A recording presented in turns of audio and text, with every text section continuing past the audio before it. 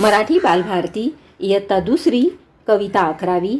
थेंबा थेंबा येतोस कोठून. थेंबा थेंबा कोठून येतोस, कोठे जातोस, कोठे राहतोस. बाळ, मी लांबून येतो, उंचावरून येतो आणि जमिनीच्या पोटात शिरतो. थेंबा थेंबा खरं खरं सांग, कोठून येतोस, कोठे जातोस. मी जमिनीवरून वर जातो, आकाशातून खाली येतो. खालीनी वर, वरनी खाली, येतो नि जातो, जातो नि येतो. अरे, आकाशातून येतोस हे तर खरं आहे, पण खालून वर जातोस कसा. उन्हाळ्यात फार ऊन पडतं ना, मग आम्ही खूप खूप तापतो.